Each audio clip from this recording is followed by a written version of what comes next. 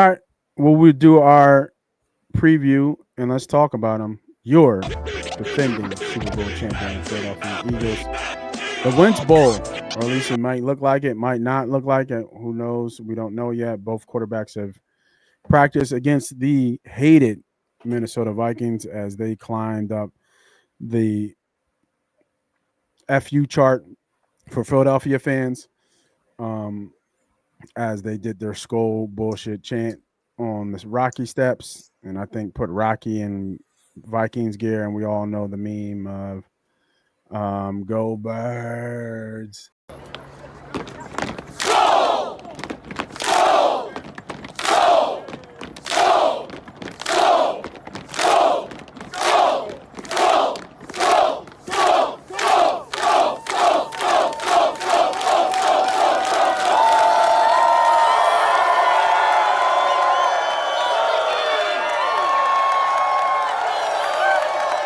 Go Birds.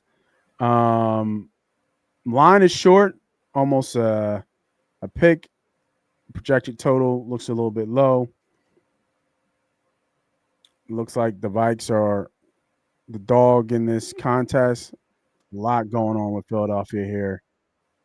A lot of the ship staring off and us needing it to get back on track.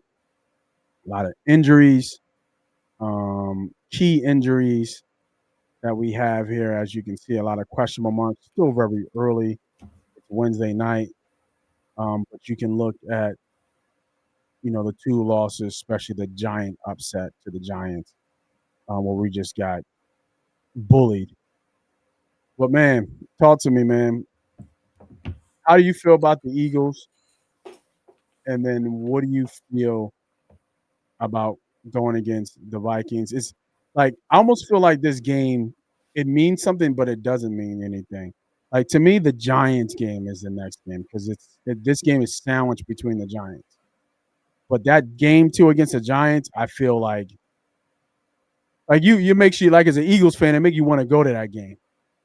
You know what I mean? And I know how you feel about Giant fans and the Giants. So I mean, there's a lot to unpack there. But talk to me about the Eagles again, and then how you feel about this game, and then obviously how that's just being scheduled sandwich right with the Giants coming right around the corner. Yeah, I think let's start with the good news Oh, off of. hold on, hold on. You said good news. Let me zoom up for this. Yeah, let's just start with the good news off a terrible couple of weeks for the Philadelphia fans, as we mentioned in our college pre show. I mean, what a horrible 2 weeks. The Phillies losing in the playoffs, Mm. Eagles losing back to back games. It's like a bad nightmare. We retelling again. Yes, it's rough, and now we're back here again. The good news is that we got some pieces back that are coming back off of injury. Carter's back. Looks like Mitchell practiced today. Those are key pieces in our defense. Is Mitchell going to? Is he practicing today? He practiced today. He's a full padded practice today. Wow, So that's really? so that's good news. Um, the problem is I don't know who we are as a team. Agreed. I think there's a lot of blame to be shared across the board. Mm-hmm. I think we are in dysfunction at the moment. And I think with Zaire Smith retirement puts that bow on that statement. Mm-hmm. I think he realized what was going on here in the locker room and the dysfunction that's been going on. And he's like, I'm not dealing with this. If I was going to come back, I was coming back to potentially make a run. And he obviously doesn't see that happening with his football team. Not saying it can't happen, but he doesn't see it, and he retired. Look, he said this is what he said. He That's said what he said. I ain't dealing with this shit. That's what he said. He's That's like, what he said. I didn't really come here to be a full-time starter. To be, Nope. nope, I ain't like, nah. Yeah, I'm out. Yep. And that's a big sign. So it's something going on Agreed. offensively. There's some turmoil that's happening in the locker rooms. The coaching staff have not got it together. I think Nick Sirianni needs to step up and right the ship. Mm-hmm. And you're playing a team that's playing good football. They're playing team football with multiple quarterbacks. JJ Redick, they got wins. Carson Wentz, they got wins. Their defense looked tight. And you got two nasty motherfuckers, excuse me, two nasty players. JJ McCarthy. You said JJ Redick. Oh, sorry, JJ McCarthy. I apologize. Two nasty mugs on the outside of Jefferson and Jordan Addison. Yep. And I think they're going to cause us problems. I do. For sure. I don't know what the play would be here. The line is telling me Eagles here on away and them being favorites. That's what it's telling me after what we've seen. I don't know how. After an embarrassment loss. And then Vikings coming off a bye too. Right. I mean, they travel, right? They had to travel back. They got a little bye. We got a little extended bye. I don't see our offense getting fixed without any adjustments that happened, right? Nothing happened. Nothing's changed. Mm-hmm. So I think I would lean the home team here, which is the Minnesota Vikings.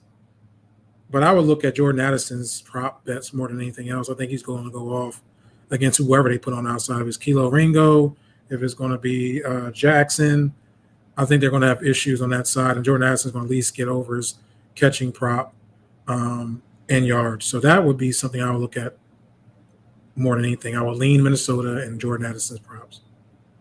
Mm. Yeah, I'm not mad at the call. I don't know. Mind you, the Eagles are 8-0 against that conference since Nick Sirianni came in that division, since Sirianni came as a head man. He has not lost a game against the NFC North. Is that right? Yeah. He's 8-0. They don't have because the quarterback situation hasn't been cleared out on one of the books. They don't have it up. You might have to shop around for that. But I mean, me personally, I'm looking at Jefferson all day. He's just a mismatch. He's just a mismatch. And I just checked. Wentz participated in full in practice, and JJ is still questionable, and the ankle is not 100%. So more than likely, JJ's out. Wentz gets to start. JJ practiced today, though. He did practice. And Quinyon Mitchell was limited in practice as well, from what I'm reading. I think they need to get the offensive line back. Landon Dickerson needs to play. They need to get continuity, and they need to get this run game back to whatever run game they have. But like you said, they have no identity right now. People can talk all this and that about this offense being vanilla and boring, and the quarterback, the OC, Sirianni needs to figure it out. That locker room needs to figure it out, because when I see a veteran who comes to a team to win, and they're still a winning team at 4-2, and says, "I'm just going to retire," that speaks volumes to me. It does. About what's happening behind the scenes. Like, whatever this is going on, I want no parts of this energy, and I'm cool. And now you need me to step up and do more than what you're paying me? I'm cool. You know what I mean? Like, I'm not willing to take this ride, because maybe he's seen this ride before, and it's like, I'm just cool. Whatever it is, I think it takes a lot for a guy to just peace out on a team barely mid-season. We're just getting into the thick of it, and he don't want to go for the ride. So I think that's super telling to me that there's something internally that's not right. We're hearing all the rumors of trade rumors. I just dropped a video for the trade rumors in terms of the pass rushers that they're looking at. We're ways away from Nolan Smith coming back to give us some pass rush help. Yeah, I agree with you. I don't know why the projected outcome for this game the way it is. I don't know if that's built in, that Sirianni hasn't lost. But, I mean, best believe Carson Wentz wants to beat the Philadelphia Eagles. For sure. Like, I best believe that. For sure. You know what I mean? And if he can, he might be able to hold on to that starting job for a little bit longer. Um, it was a tough game they lost in Pittsburgh, but I think he's 2-1 since he's taken over. And you get to 3-1. It's hard to say that we go back to the other guy when the other guy was show glimpses, show fire, but still wet behind the ears. So I don't have anything from aside from this game. I think the line is right on. I think it is a 50-50 toss up. I would lean to the home team as the underdog here. Just like to those points that you said, just too much skill on the offensive side. We're still hurt. We're still trying to figure it out. And honestly, I think it's a look ahead spot. I'm all I see is the Giants because the way the Giants beat us was like embarrassing. You know what I mean? Like when you get like when I ain't gonna hold you, bro. I don't know if they want to see the Giants tell you the truth. I think they fucking scared of the Giants. I think they beat them to death. Yeah. And I don't think they want to see Scatterboo. They don't want to see 44. None of them want to see Scatterboo. Like, I promise you, they're probably like, we gotta see these boys next week. Ugh. Yeah. There's some teams that just punch you in your face, and it hurt. Them games hurt. You see Zach Bond getting smacked around. He got trucked. Right. Couple times. I've never seen him get trucked like that. Trucked. Like that's a intimidation factor there. Now I get what you're saying is like they want to get their get back, and Jalen Carter will be there to help with that. Yeah. But at the same time, it's like Scatterboo ain't changing how he runs. He coming. Pause. Yeah. Right. Like, and it's weird too. You ever see him when he get up? He always shaking his head. He an animal. We always had one of those on the team. Yeah. He just plays the running back position. He's an animal, man. He's an animal. And it's funny with them. I like when I see things when they show love to the old greats. And there's not a lot of great white running backs, but they all wear 40 or 44. Mm-hmm. You know what I mean? So I thought I didn't even know that, and I was like, that's because I was thinking about Bradshaw. Is what I was thinking about because I think Bradshaw was 44, and they kind of similar in styles. Kind of that kind of compact running, but Bradshaw had a little bit more breakaway speed.